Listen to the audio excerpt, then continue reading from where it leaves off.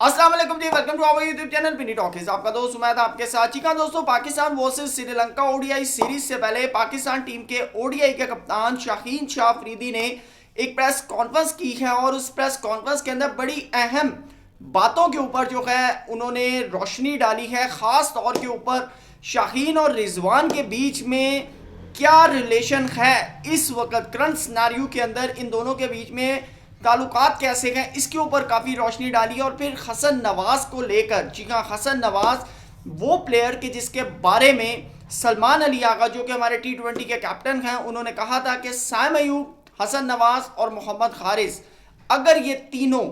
अगर तीनों पाकिस्तान टीम के लिए सुपरस्टार या गेम चेंजर प्लेयर अगर नहीं बनते तो इसका मतलब मैं ये समझूंगा कि मैं फेल हो गया।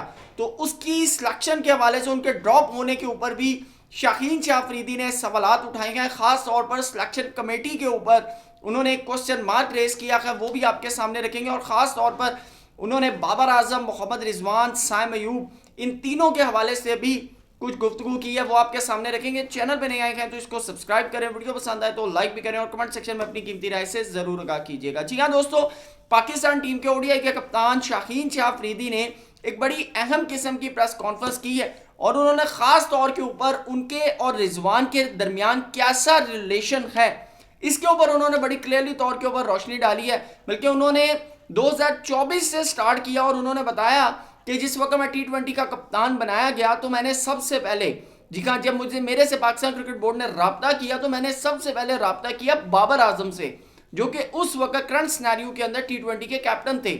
और उन्होंने कहा कि मैंने बाबर आजम को बड़ा क्लियरली कहा कि पाकिस्तान क्रिकेट बोर्ड मुझे कप्तान बनाना चाह रहा है, तो इसके बारे में आप क्या कहते हैं। तो बाबर आजम ने कहा ठीक है, आप कप्तान बने, हम आपके साथ हैं। और उन्होंने कहा जब मुझे उतारा गया तो उसके बारे में तो मैं अभी बात नहीं करूंगा क्योंकि ये मौका नहीं है।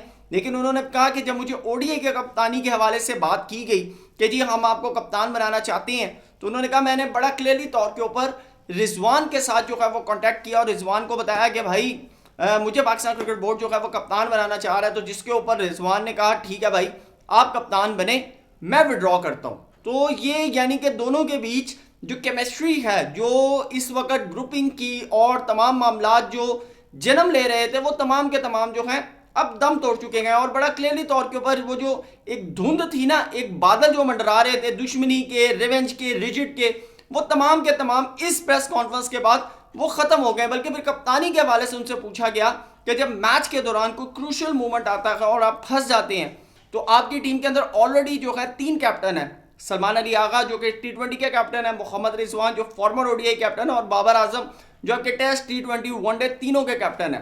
तो आप किससे मदद लेते हैं। तो शाहीन ने बड़ा जबरदस्त किस्म का जवाब दिया, मैं इसको अप्रिशिएट भी करूंगा। उन्होंने कहा भाई हमारी टीम में ना सब कप्तान है, ये वही आंसर है जो रिजवान ने दिया था कि भाई मेरी टीम में तो 11 कप्तान है। तो उन्होंने कहा कि सिचुएशन के हिसाब से जिससे मुझे बेहतर लगता है मैं उससे मशवरा करता हूँ और नो डाउट कि मैं बाबर से भी, रिजवान से भी और सलमान अली आगा तीनों से जो है वो एडवाइस लेता हूँ। तो ये एक अच्छी चीज़ है, ये टीम बिल्डिंग है। क्योंकि जब आप खेलते हैं ना तो आप इंडिविजुअली तौर पर नहीं खेल रहे होते, आप प्रॉपर एक टीम वर्क के थ्रू जो है वो सारे मामला को हैंडल कर रहे होते हैं। फिर उसके बाद जो उनसे सबसे अहम सवाल किया गया वो सिलेक्शन को लेकर, खास तौर पर सिलेक्शन की नहीं, हसन नवाज की बात की गई कि भाई हसन नवाज को तो आप वाइट बॉल का फ्यूचर स्टार आप मानते थे कि भाई ये गेम चेंजर होगा। बल्कि सलमान अली आगा ने बड़े बड़े दावे किए और उन्होंने कहा कि अगर ये गेम चेंजर ना बना, अगर ये मैच विनर ना बना तो मैं समझूंगा कि मैं फेल हो गया। तो उसके ऊपर शाहीन अफरीदी ने कहा देखें सबसे पहली चीज़ है कि टीम जो है ना मैदान में वो कप्तान लड़ाता है, ठीक है ना, कप्तान जो है वो टीम लड़ाता है। तो जब ये टीम की सिलेक्शन होती है, प्लेइंग 11 जब सिलेक्ट होती है, इसके अंदर कप्तान का एक बड़ा अहम रोल है। ये वो उन्होंने बात की है जिसके ऊपर मोहम्मद रिजवान ने बड़ा क्लियरली तौर के ऊपर बात की थी। शायद आपको याद होगा कि रिजवान से जब बात की गई थी तो रिजवान ने कहा भाई मेरे हाथ में तो कुछ नहीं है, मेरे हाथ में कुछ नहीं है। उन्होंने बड़ा क्लियरली तौर के ऊपर ये बात की थी और ये शायद पाकिस्तान क्रिकेट बोर्ड के बहुत से लोगों को नागवार गुजरी थी जब रिजवान ने ये बात की थी कि मेरे हाथ में कुछ नहीं है। अगर आप ये कह रहे हैं ना चैंपियंस ट्रॉफी में कि ये सिलेक्शन मेरी है तो पाइन मेरे हाथ में कुछ नहीं है। तो आज शाहीन ने इसके ऊपर जोर डाला है कि भाई ये जो सिलेक्शन कमेटी है ना, इसका जितना रोल है उतना ही रोल कप्तान का होना चाहिए। क्योंकि मैदान में कप्तान फाइट करवाता है, मैदान में कप्तान बताता है कि आप में कितना तप्पड़ है। तो ये चीज़ें जो हैं ये काफ़ी मीनिंगफुल हैं। अगर शाहीन अफरीदी के सिनेरियो से बात की जाए, फिर प्लेइंग 11 के ऊपर उन्होंने कहा कि मैदान में जब कप्तान लड़ा रहा होता है तो कप्तान के मुताबिक प्लेइंग 11 होनी चाहिए। और उन्होंने कहा कि हसन नवाज अगर ड्रॉप हुए तो इसका मतलब ये नहीं है कि वो टीम से आउट हो गए। वैसे पाकिस्तान के अंदर टीम में आना जितना मुश्किल है ना, उसके बाद टीम से बाहर बैठकर दोबारा आना सबसे ज्यादा मुश्किल है। आप इसकी मिसाल ले लें, उमर अकमल ले लें, अहमद शहजाद ले लें, इस तरह बड़े बड़े नाम जो हैं वो बेंचेस के ऊपर बैठे हुए हैं। और कुछ तो मीडिया पर भी आना शुरू हो गए कि भाई साढ़े नाल ज्यादती हो गई है। मैंने यही बात उस वक्त की थी कि ये जो हसन नवाज मोहम्मद हारिस को जो ड्रॉप किया गया है ना, अगर आप इसमें ये बात करें ना, इनकी गलती है भाई, इनकी गलती नहीं है। देखिए एक बच्चा है, आप उसको सारी जिंदगी सीधे हाथ से खाना सिखाएं और 30 साल की उम्र में या 25 साल की उम्र में वो चला जाए, या आप उसे सारी जिंदगी राइट हैंडेड आप उससे लिखवाएं और 25 साल की उम्र में जाकर आप उसको कहें कि भाई जाओ अब लेफ्ट हैंड से लिखो, तो वो क्या लिख पाएगा? सिंपल सा मैं आपसे सवाल करूं, मुझे इसका जवाब दीजिएगा। देखिए बड़ी क्लियरली बात है कि हसन नवाज हो गए और खास तौर पर मोहम्मद हारिस हो गए, उन्होंने सारी जिंदगी या तो ओपनिंग की या वन डाउन आए। आज आप अगर उनको मिडिल ऑर्डर के अंदर 6ठे नंबर के ऊपर 7वें नंबर के ऊपर अगर आप उनको रोल दे रहे हैं और आप उन्हें कह रहे हैं जाओ और जाकर मारो, जाओ और जाकर मैच जितवाओ, तो भाई वो एक दो दफा फ्लूक लग सकता है। लेकिन अगर आप ये कहना वो कंटिन्यूसली उस चीज को कैरी ऑन किया जाए, तो ये मेरे ख्याल से एक मुश्किल चीज है जो उनको टास्क दिया जाता है। और फिर क्या हुआ एट दी एंड, वही चीज हुई जिसका मुझे सबसे ज्यादा डर था जब मैं उस वक्त भी बात करता था कि भाई आपकी टीम में 5 के 5 ओपनर हैं, पहले 5 नंबर ओपनर हैं, आप 5 नंबर के बंदों से ओपनिंग करवा रहे हैं। मैं एक बड़ा सिंपल सा यहां पर एक क्वेश्चन रेस करूंगा, किसी को बुरा लगे तो आई एम वेरी सॉरी।